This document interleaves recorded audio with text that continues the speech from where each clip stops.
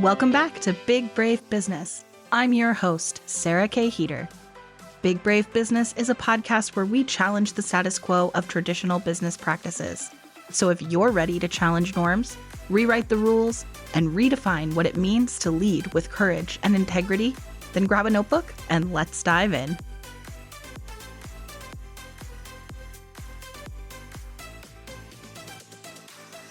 Welcome back to Big Brave Business. I am here with a return guest, my friend, and I'm going to call you a colleague. Do we get to have colleagues in online business? I mean, it's kind of Absolutely. indirectly. Catrina Mitchum, Dr. Catrina Mitchum, and you all have told me that the first episode we did together, The Problems with the Online Course Creation Industry, is one of your most listened to episodes and one of your most favorites. And so I knew just from that alone that I had to have Dr. Catrina Mitchum back on the podcast again today. And also just because I like talking to you, obviously, we were just chit-chatting about so many interesting things before we hit record. But here's a little recap.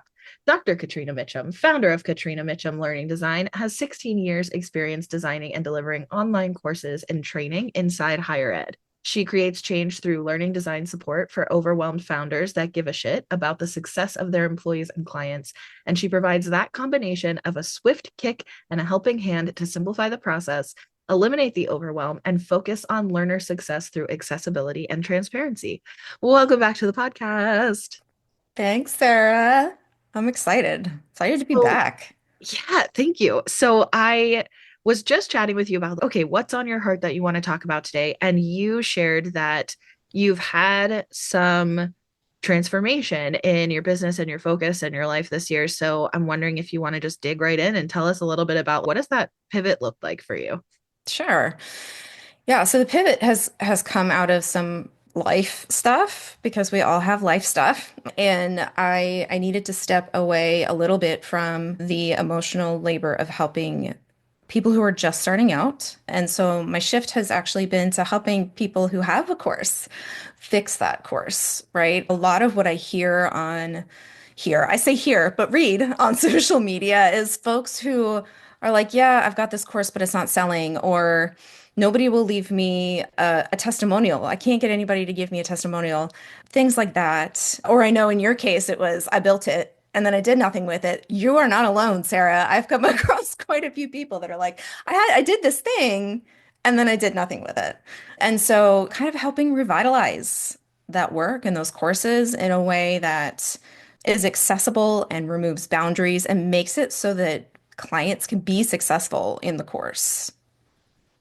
So, okay, so there's a lot to unpack here, but I want to start with the making the decision to pivot because I think that this is something that a lot of people who have been in business for a little bit can relate to, which is moving away from helping beginners. And it's not that we don't love working with beginners. And I think I can speak for both of us, but I'm interested to hear your thoughts. I feel that too. So, of course, with podcasting, I help people with podcast production. My favorite thing is to help people launch. So, I mean, from that standpoint, it's working with beginners. However, I feel like the distinction for what I've kind of moved away from is that really looking ideally to work with people who have been in business for 3+ years.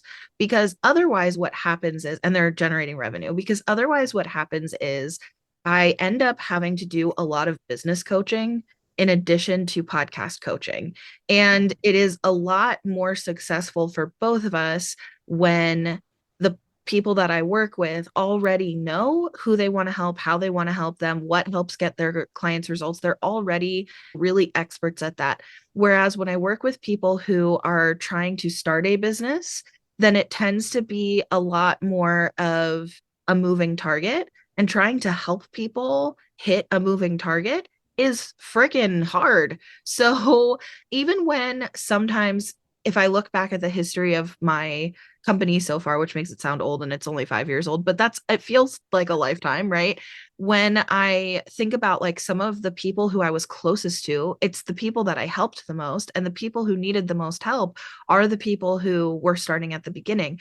So this is also a really complicated sort of how do you price that, because the people who need the most help you would think would cost the most, as far as, well, that's going to take a lot more of me, and yet they're the people who also have the most limited budget because they aren't currently producing a bunch of revenue. So it ends up being kind of this cyclical battle of like, how do I handle that? And it just feels easier to be able to work with people who already know what the hell they're doing. And yet everybody has to start at the beginning somehow.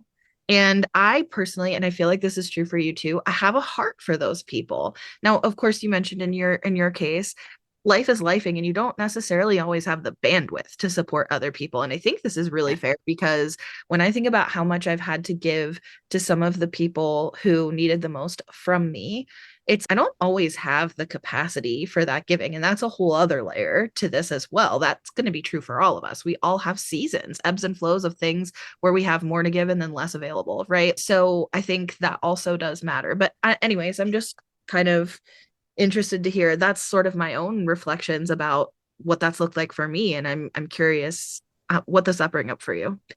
Yeah, yeah. I mean similar things, right? So it feels less, not that it's less work, but it's less of the kind of emotional work of pulling somebody off a cliff when you're dealing with someone that has things already established. And so that's why I am making that shift, but that pivot doesn't leave behind the people who are new. I'm just changing the way that I'm approaching that support. And so I've got a free course creation jumpstart. That's still my freebie. But then the next step to work with me isn't my live workshop. It's a combined version of a bunch of other freebies I had out there and then the workbook for my workshop, and I've just made it into a Google Doc that's got videos and then a link where you could buy feedback or you could buy 30-minute strategy session or whatever the particular pain point you can't get past. I can give you 30 minutes. I can't give you I can't give you everything, right? And so it's a little bit of boundary setting for me, but also making it accessible. And I think it becomes more cost efficient for them as well, the new folks that they don't have a whole lot of money to spend. And so they're coming in and if they're really like go get them, they can do a lot of these things with a video and an activity, right? Because that's we know the video and the activity and combining them, that's how learning works. You apply the things. And then when they get stuck, they can phone a friend, and I am that friend that can that can come in. And I'm offering those support pieces based on my experience with, okay, at this point, people just want other eyes. It takes me 15 minutes to do like a quick loom. Here's the thing. And so that's the thing that I offer for that piece of support for that particular step in the process. And so that is sort of my shift. I don't, like you said, that's that's where my heart is wanting to help people. And so I don't want to leave them behind, but I just can't right now. And so that's kind of where I've landed in my pivot, but also making sure that that pivot is aligned with my values and my mission. No, I love everything about this. And I had a thread, one of my favorite of my own threads so far to date, pretty early when I got back on threads in 2024. I was like, here's my thoughts on pricing, because I think that there's this, and it really stemmed for me from this advice out there of just raise your prices. If you're giving too much of yourself, just raise your prices. And there's so much about that that's sticky because really at the heart of it, like your income goals are not your client's responsibility, right? So but it is also, there's so much nuance to this, and I think looking at who truly is your ideal client and then what is ethical pricing for that target demographic. And if your target demographic is beginners, and this is going to look different, right? In your case, that would maybe be somebody who's never created a course before. And in my case, I'm talking about somebody who doesn't currently have a revenue generating business. And that's probably also true for you, frankly, because it would be a lot harder to create a course when you don't know who you're trying to help or what you're trying to help them with, certainly. So I feel obviously people who are in that situation need help and they could use professional support. So then thinking about, if we can't appropriately price one-to-one support, ongoing one-to-one support for that person, for that demographic, then ongoing one-to-one support is not the answer.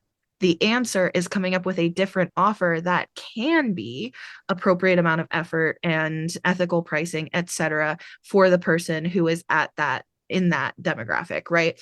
So I feel like everything that you just shared about kind of your process of how you sort of landed where you are and what you've created for people who are in more of the beginner stage, who want to start at the beginning of, I just want to start a course, you still have resources to help them. You can absolutely still support them and you want to. It's just going to look different.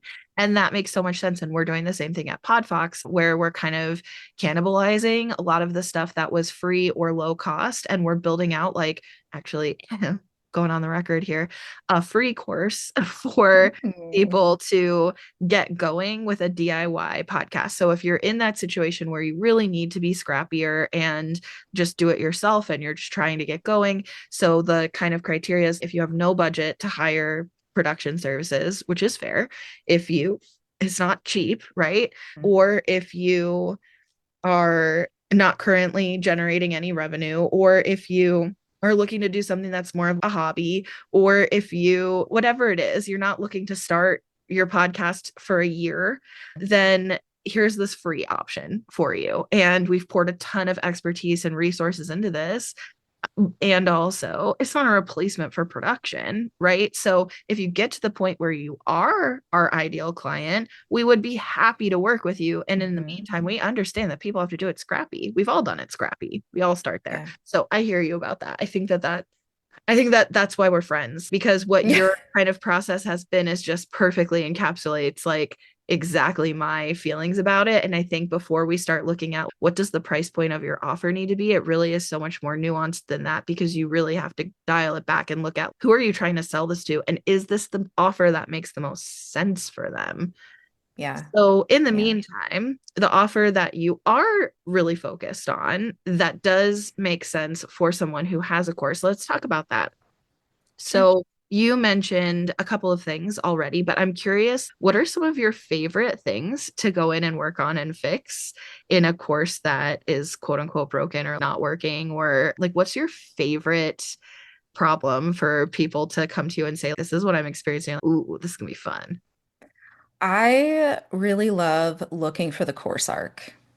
Mm, So, or the learning arc, which is really related to story arcs, right? And so it's the journey that you're taking them on and whether or not those things are clear and transparent to them. And so I like being put in the like the fresh eyes of seeing a course and finding the gaps, the holes, or more often than not, the places where you have too much content. Right? So more content does not equal more value. I think that's probably the number one mistake I see course creators making. But I really going in and seeing or looking for kind of a cohesive storyline in I'm going to use the hero's journey, even though I know they're not all all the hero's journey, right? But finding the gaps and filling those in because I think that has a really big impact to removing hurdles for learners. So that's one thing I like to go in and look for. I also I can't say that I like going in and looking for accessibility issues, but I like the results of finding and fixing the accessibility issues because even though it can be a little bit labor intensive, it's really kind of low-hanging fruit to removing barriers. And right, that's the whole point of fixing the courses is removing barriers to learning. And I think the last statistic I saw was 27% of the US has some sort of disability. And so making sure that that population can access the course and can complete the course is so important, especially because when you create for the people that would struggle, everybody benefits. right. Right. I think that matters so much, because sometimes we'll approach accessibility from, oh, could a screen reader navigate this page? And that matters a lot. But there are people out there doing business, and probably not anybody listening to this podcast, but there are there are people who are approaching online business from a standpoint of, well, that's such a small percentage of the population that I'm trying to reach that I could just neglect that. But what happens when we create an accessible page that a screen reader could navigate is that we actually end up, just to your point, we actually end up creating a page that is easier for all people to consume the information on. And that's wild. And it's definitely the kind of thing that, like, once you see it, you can't unsee it types of tips, where there are things that, like, you might not go look for if you don't need to use a screen reader, like whether or not an image has the appropriate like metadata or whatever. Mhm. But, and I'm no accessibility expert by any stretch of the imagination, but just from conversations here and there, especially on the podcast, I think also some examples would be like, what fonts do you use? Is the text on a image or is it actual text on the web page? And once you Mhm. start paying attention to that kind of stuff, it's, oh yeah, that does make a lot more sense. And I think from like a Right. design standpoint, that this is a really easy one. Like from a design standpoint, putting words on a graphic in Canva feels, well, then I can make it look exactly the way I want it to look, except for a bunch of people aren't going to see it or aren't going to see it the way you wanted them to see it. So then Yeah. isn't the most important part just that they get the information? Yeah. Yeah. It really kind of boils down to, well, why are we doing this? Yes, yes. And I think too, the same thing goes for, I now use captions. I have my closed captions turned on for Instagram, YouTube. Like, and Instagram doesn't do the accessibility captions Mm, automatically everywhere, but it does put them on reels. So if I'm scrolling reels and the person didn't write a caption on the reel, I can actually see closed captions anyway from the app. Now it does hide some of the visual of the app, or it covers some of the visual on the app. So that's something to kind of take into consideration if you are creating in a way that, okay, well, I've put all this stuff that people need to be able to see in order to get my whole message. Well, if somebody's watching with closed captions, like, you need to know where those are going to where they, pop mhm. up. But I wish that they would do it on stories, that they would include that there. I don't really understand why it's not, because obviously they can generate automatic captions. So I don't understand why it isn't on stories. And that is frustrating to me because a lot of people still aren't using it, still aren't putting captions Yeah. there. Yeah, I So know. I And feel like, that's out of all of the ways to make something accessible, that is probably the one that has the biggest impact on people that don't need it because of a hearing impairment, right, right? So I was on Threads, of course, because we both love Threads, and somebody was complaining about a course they were taking where things weren't captioned, but it was late at night, and that was the only time she had to do the right, course. The kids were in bed, right. and her earbuds had run out of charge. So she didn't do the thing that she sat down to do in that particular course because there were no captions for her to just read along. I have And I'm literally, sorry? I have literally done where, if I'm not in a place where I can watch a video or listen to the podcast episode, if it, especially with a podcast, I'll go pull a transcript from one of the many places you can now get transcripts because it's now required for podcasting. So I'll go pull the transcript and read the transcript instead of listening to the episode, because that is the easiest way for me to access that information at that time. And I think that's where, when we talk about accessibility, first of all, I want to come in defense of people who need the accessibility in order to ever access that information. Of course, we should create with all people in mind. And also, it is literally everyone that benefits from steps toward accessibility. So before Yeah. you write it off as, well, most of the people who are going to sign up for my course are not blind, so I probably don't need to include XYZ in my accessibility. It's no, no, no. You need all of the versions that you can for people, especially in a course, for people to get the information. That's the whole point. We want them to learn it. Yeah. So whatever kind of method. So it's, have a video version, have an audio version, have a Mhm. transcript, have a bullet point version, have a, like, all of the things. That's kind of how I feel. All of I'm the not a course things. creation expert, but I feel like in so I also do teach at the university level, and I think for me what I always am telling students is the most important thing to me is that you're getting the most out of this course that you can get in a Hmm. way that you can apply it to your real life. So if that's also your goal, we can create any accommodation necessary because that's literally my whole goal for you. So if that's what you're committed to, we can figure anything out, right? And I think that needs to be our mentality with our own courses that we create as well. Is like the whole point is that we want them to get through whatever their hero's journey is supposed to be. So Yeah. Yeah, I'm exactly. curious also about that kind of story arc. How would we know if you have a course? How do you know if you have a problem with your story arc? What are some indicators that there's a problem there? Because I did want to, when you were talking about that, I was like, huh, that's so interesting. But how do you know? Well, I guess it depends on where you're hosting things. A lot of platforms will let you see kind of where people stopped. And if a lot of folks are stopping in the same in the same spot, that might mean that this is a hurdle in your arc that people are having a hard time getting over. Okay.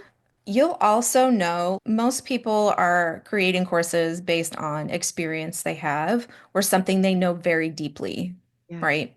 And so, as the subject matter expert, you tend to know the point, or I'm going to be a little cheesy, the point of transformation, right? Like that Yeah. point at which, if you can get over this, if I can help you get over this point, it's going to be smooth sailing to that end goal.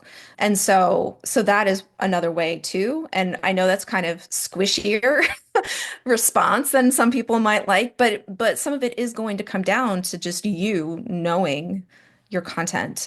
I will also say that looking at what those goals are and mapping backwards to see if all of the steps to get to that goal for the course are there. That's another way to see if you're perhaps missing something in the whole gamut of things they need to do to get to that end point.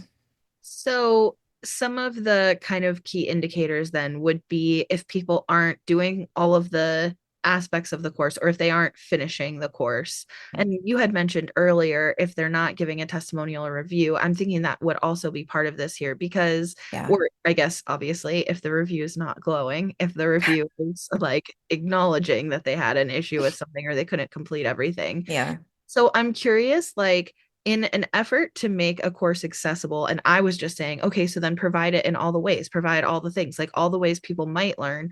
Part of what my mentality with that might look like is that not everybody's going to engage with all of the pieces. They're going to engage with the pieces that they most need to learn the material. So I'm wondering, does that feel accurate to you, or does that feel like not a good idea? It's overwhelming and it's too much. And I mean, it could probably, So I believe that the way you described offering the different kinds of content delivery, I would call those things content delivery, right? Offering all those bits and pieces is perfect because then people can consume the content in any way that they want or see fit or what fits their particular context. The next pieces of learning are about engaging with that content and then applying that content. And so that's the point at which options are good, but not too many options.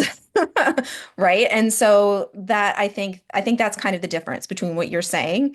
That piece doesn't have to be overwhelming. That's more trying to fit the gathering of information, the gaining of information into a particular context. The next piece is where you should have a little bit more control because you are the person that knows how that content can and should and would and might be applied in order to reach the goals. Does that make sense? Yeah. Okay. yeah. So I'm curious too. I don't know how you feel about, I mean, the answer might be like, if you have these kind of questions, schedule a call. But I'm curious too.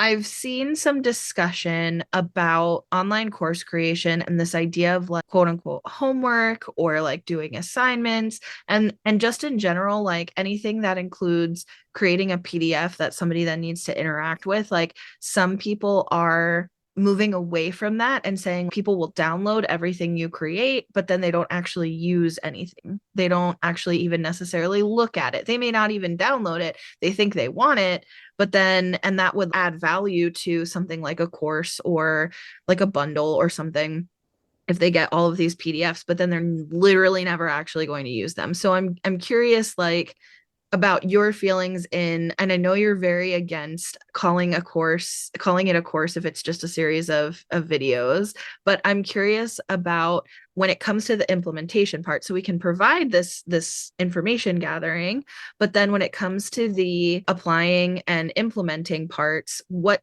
I don't know, where do you fall in that, of what good examples of what that should look like? So I will say what that should look like depends very, very much on the course, right? So, and the content and the what the end goal is. So, I don't none of my courses or packages or programs have PDFs. I use Google Docs because they're easier to copy and I can change them on the fly. One of the things that I see in courses a lot is it's a list of videos and then the thing to do. And in the video, they don't actually talk about the thing to do, right? I think that is often one key disconnect why people aren't going and downloading, or they're downloading and then not doing because you're not talking about it. You're not giving instruction for how to do the thing, but then also why it matters, right? It gets back that to that transparency. I mean, I teach a university class too, right? And if I don't explain to my students why I'm having them do every single reading, every single activity, every single discussion board, I get pushback. They call it busy work, right? And so adults, people are people. And so people that are not in a university are also having that same feeling with the things that you're giving them. If it is going to look and feel like work or something extra to do and it's not clear to them how it's going to help them, then why are they going to do it? So that would be my first, looking at that would be my first recommendation. Secondly, if you are already doing that, it still might be a problem. It is possible to include ways to have people go apply things that doesn't involve pen and paper or typing in the computer, right? So one of my favorite examples to use is a course on small talk, mostly because I'm terrible at it. And so in that case, you can just have folks like go and record yourself practicing, or right, like you can give verbal instruction that of course has the transcript so they can see it in writing too, on what how to apply the information that you're giving them. It doesn't always have to be like here's this 20-page PDF with all this space for you to work in, unless it's helpful. Sometimes it might be I want you to create a mind map. I've got some links for different mind map tools. Here's my mind map, right? And that's how you can explain what the activity is, why I'm having you make a mind map. Usually that's mind map is because we're making sense out of chaos. Let's go. But that's I guess that's another way. If you are already doing the transparency piece and the explanation and making sure things are closely tied together, then that's another way that you can kind of pull out the PDFs and not rely on them so heavily. Yeah, interesting. And I'm curious. So I have a lot of feelings in the university space about, like, I'll say assessments, but like literal tests. I have a lot of feelings about when they should exist, how they should exist, what they should look like, what types of questions are helpful and what aren't. It's not always up to me because I don't always get to make that choice. But when you're creating your own course for your business, you do get to make those choices. So I'm curious, do you feel that incorporating that kind of stereotypical aspect of an academic course makes sense to include in an online course, and what are the contexts where it might make sense and what could it look like? Yeah, it definitely depends on whether or not being able to easily recall the theoretical pieces. So being able to recall the information to use at a later date is important. So I'm going to give you an example. Somebody that I know has a course on scuba diving. And the course itself is something that's online and it's all theory based because you're certainly not diving with the computer. And so it's really important that they understand all of the different pieces and the safety and all of that good fun stuff, because then they're going to go dive later. And so in that instance, having, I don't, I mean, there are assessments, but I think that everywhere, self-assessments are probably more powerful than instructor assessments. And so having self-assessments where they can go and test their ability to remember the information that they're going to need to apply at a later date is actually really useful. And so, I mean, I think that's one context. There are others where that would be the case where you are, trying to remember information to apply it later because applying it right now isn't feasible or doesn't work, or it's something where there's so much information that you have to remember in order to be able to do the thing, that periodically having a little quiz where you can go and see, oh yeah, I forgot that that's what that thing means, is helpful. Super interesting. I love the idea of putting more emphasis in, for most of the people who would be listening to this, in the self-assessment part of thinking of that aspect of a course. And when you mention scuba as a specific example, I was thinking, well, maybe for something that you have to be certified for. And now this brings me to my next question, which is I see a lot of people discussing lately, should I create a certification process? What if I create my own certification program in general as a course creation expert? What are your feelings about certification programs? Who gets to make a certification program? What makes it a certification program? When might it be appropriate? And what would that need to look like? I'm just that because to me that feels so distinctly separate. It is. So in this particular case, the certification program was through someone that has an approved scuba diving, right?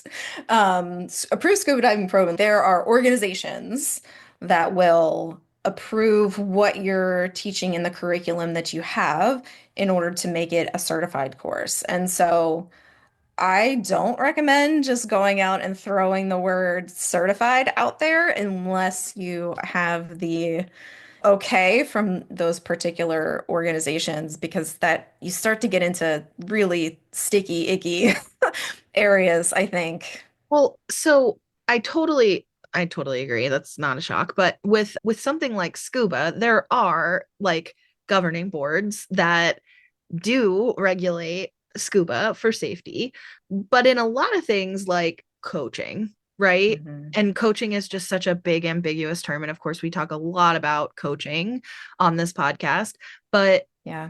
coaching is something that I see people come up with. I'm going to create a certification program, and you can now take my program and then you'll be certified by me. I'm the governing board, right? And I'm curious. I guess I'm curious in general when people say they're certified in anything. I'm like, my first question is like, certified by who? Because certified in scuba, I get it. I get where Yeah. you're certified from, but certified in trauma informed, certified in being a coach, a life coach, a business coach, certified in project management. No matter what it is, I find myself thinking, okay, but where? Like, where? And Yeah. there certainly are governing boards that exist for some of those things.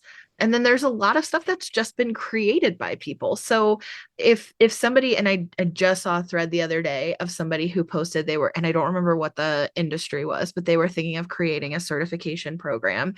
And somebody who's a pretty prominent small business attorney who is popular on threads has like a pretty good, obviously they're friends, and she had commented, you should totally do this. And I was surprised by that because Hmm. I mean, what's I don't know, what's the point in creating a certification program that's like you certifying people? What's the point? Yeah. I don't know. Honestly, I don't have any answer for that. I feel like some of it is, well, no, I do know. Okay, so any communication is, I'm going to put my nerd glasses on. Any communication is all about rhetoric, right? And so we've got a rhetorical triangle. And that triangle is communication is in the middle. That's all about who you're saying it to, what you're saying, and how you're saying it. No, yeah, who you're saying it to, what you're saying and what your own authority is. And so saying I have my own certification is an authority building element. And so I'm guessing that's they're trying to build an ethos around it. Of course, I'm the authority because I created this certification. So my guess is that's where it comes from. But I just don't, and I'm to always torn between two things in topics like this because on the one hand, my angsty teenager wants to be like, well, who said who said I can't, right? But on the other hand, if they're not backing their certification with research and review of outside people to make sure that they're not doing harm and that what they're doing is actually going to make somebody capable and certified of doing this thing without harming others as well, then that would be ultimately yes. Okay, maybe you can have this thing, but I don't think that's happening a lot, if that kind of That distinction makes sense. completely makes sense. And I agree. I think that the expertise and authority building, like that is a big part of probably why it's appealing. And I get that. I think also there's probably a level, and this is why I brought it up with you. I think there's also a level of selling online courses is harder now than it was in 2019, 2020. So in order to make an online course feel like more worthwhile or more substantial, to call it a certification program instead of just calling it a digital course, I think also adds some marketing like messaging that feels like it's more substantial. But I Official. suspect that a lot of these certification programs that people are creating are really online courses that include a certificate and like a social media badge at the end. Yeah. Yeah, I agree. And I feel the same thing. Courses are harder to sell. And actually, I launched a new YouTube channel. Today is the first day, Congratulations. interestingly enough. Thank you. And my very first video is actually on predictions for 2025 and why courses aren't selling anymore. And I don't think a certification is the actual answer because I'm going to tell you why. So I get that people want to feel like they're getting something worthwhile, right? They want to feel like they're getting something that can help them make the change that they want to make because people still crave change and they still crave making that change through learning. And certifications feel more official. They feel more university-like. They feel more organization run that I know I'm going to get the thing that I need out of it. But I think it could still land you into this space where you've created great marketing, but you still got a shitty course behind it, right? And so I think the problem is actually with fixing the courses, with making the courses something that people can actually learn through using learning science and then using that in your marketing. Like that, I think is going to be the differentiator, explaining, okay, so this is the goal. I'm going to help you get to that goal in these ways and being really transparent about your course design so that people can be like, oh, yeah, well, I love doing videos or I love doing activities where I'm doing a lot of journaling or like they can really connect with the way that you're going to do things. And that's what's going to be better for selling courses.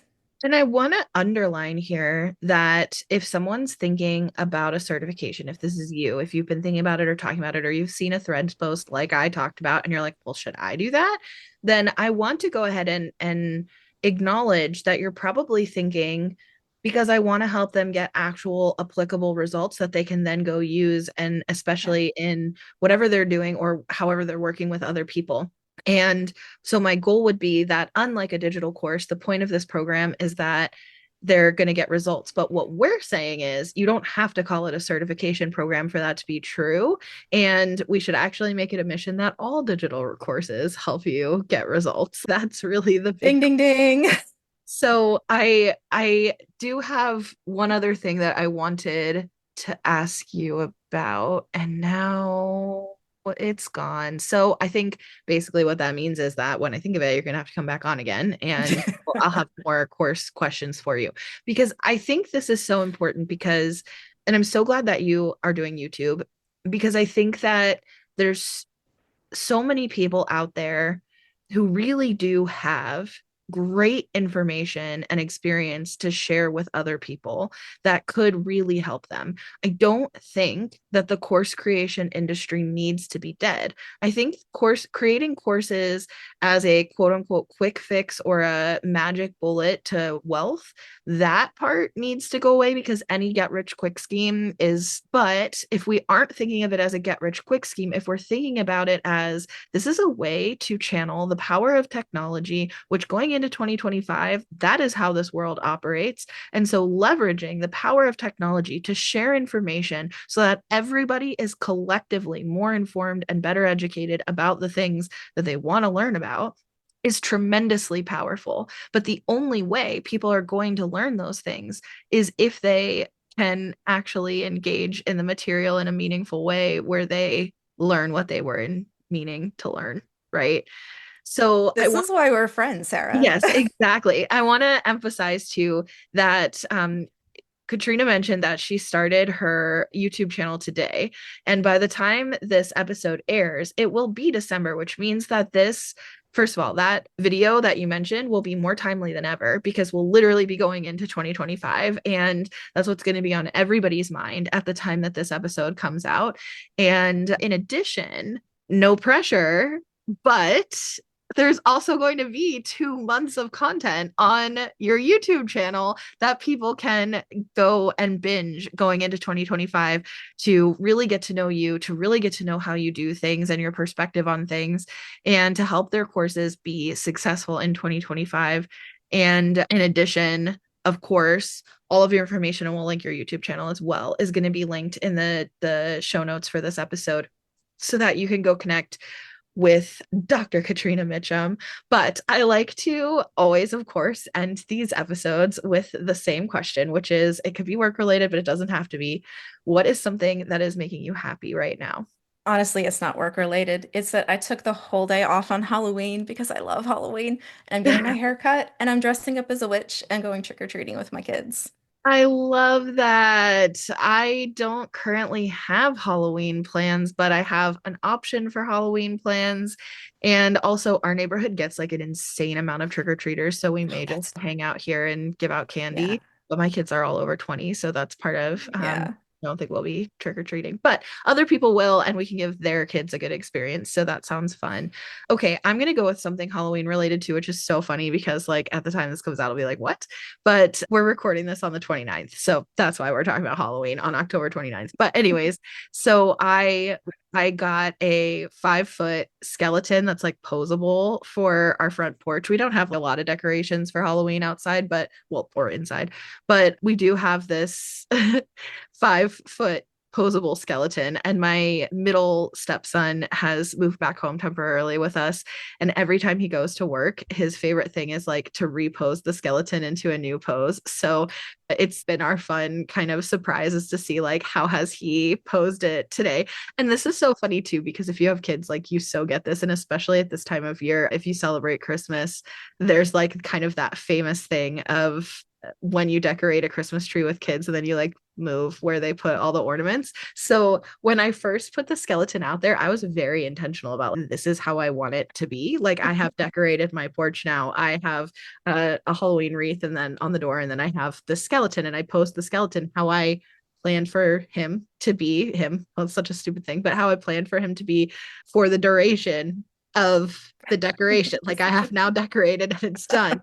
And the first time my stepson changed his position, I had to like really go inside myself and be like, why are you frustrated right now? Actually, this is hilarious. He's having a good time. We all live here. It's all of our, we can share this experience. And I really had to like almost like self coach, no, lean into it and enjoy it. Make it fun, right? Make this just a fun game that you're playing. And I do, it makes me laugh so much what he comes up with, Yeah. but it is also, that's not what I would have done. Like, Yeah. Yeah. I so mean, parenting, if, and I would say this is course creation too, is nothing if not giving up some control. yeah, yeah. That is parenting in a nutshell. It The really first is. year that I let my kids just free reign on the tree. I didn't fix it. I didn't fix it. Well, I mean, once they were tall enough, right? Like when they're short, you have to fix it or you Right. tree's lopsided. But yeah, last couple years, I unwrap and let them do it. And Let it's them do it. sometimes more on one side than the other. But as long as the tree's not going to fall over, then it'll be okay.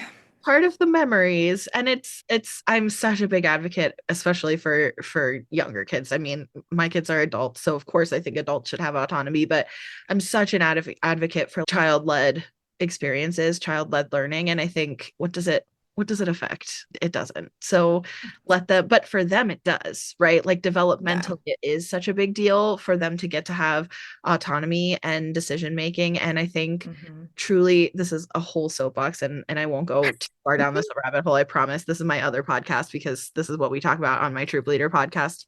But truly, like, a child-led experience is that they get to not only have the autonomy to make decisions, but also the repercussions of those decisions, so both good and bad, right? And when we're so trying to hold on to controlling how they make decisions, then even when we give them a decision, but we control the outcome of that decision, it's not actually giving them autonomy to make decisions. And so, actually developing like leadership skills, but also child led experiences means actually letting a child make decisions that impact them. And it doesn't have to be like, so they get to dictate everything they do or what's for dinner or whatever, but they could get to choose which plate they use or which color fork they use or which cup they drink out of, right? Like, we can let them Yeah. have those decisions. So I think, anyways, I think that that matters. So in this case, it's me trying to exercise that, but my stepson is 22. So all the more reason he's an adult, and adults deserve to have autonomy, and he lives here too. So, but it really has made me laugh. And I don't really go Yeah. through my front door. I park in the garage. So I see it when I drive by my house. My garage is on the back side of my house. So I see it when I Okay. drive by my house. I can see that the skeleton is in a new position, and it just That's fun. cracks me up when I come home. So, yeah, anyways, that's bringing me joy right now. I see a tradition, and next year you should snap a photo every day and make a little flip book. Yeah. Oh, that's fun. And especially, I sincerely hope that he will be in a new chapter of his life and won't be here, but it would be fun to send him a picture every day of a new Uh-huh. skeleton position and say, hey, we're keeping this up. Thinking of you. Yes.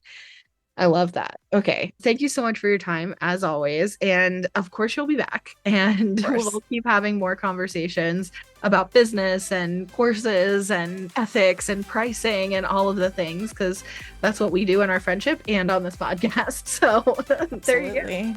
Okay. Thank you so much for your time and happy 2025. We'll see you next week.